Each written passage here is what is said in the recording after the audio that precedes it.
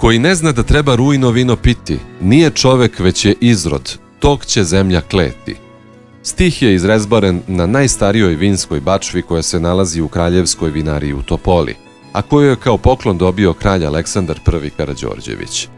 Rujno vino je u bezbroj slučajeva opevano i kroz dugu srpsku istoriju u epskim pesmama, od Kraljevića Marka, Starog Vujadina, Kralja Vukašina, pa sve do današnjih dana. I upravo je to bio jedan od osnovnih motiva da po ugledu na najrazvijenije regije sveta, poput Bordoa, Šablija, Kjantija, Proseka, Šampanje i drugih, vinari Šumadije u berbi 2016. proizvedu jedno novo, ali vino za istoriju, šumadijsko rujno vino. I nazvaše ga Šumadijska ružica.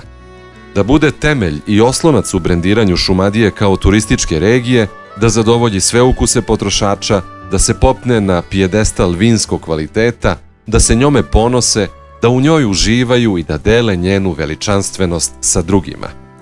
Šumadijska ružica je autonomno vino udruženja vinara Šumadije spravljeno u skladu sa novo uspostavljenim elaboratom o proizvodnji vina Šumadijska ružica, zasnovanog na brendiranju geografskog porekla. U ovom vinu po pravilu mora da dominira sorta Prokupac sa 85%, dok su ostale zastupljene sorte u ovoj prvoj berbi iz 2016. Merlot sa 10% i Cabernet Sauvignon sa 5%. Elaboratom o proizvodnji šumadijske ružice strogo su definisani svi koraci u proizvodnom ciklusu, od samog vinograda do finalnog proizvoda i izgleda boce sa vinom. Ovaj video je kreiran uz financijsku pomoć SDC. Sadržaj ovog video materijala je odgovornost implementacionog partnera Centar vinske kulture i ne odražava stavove SDC.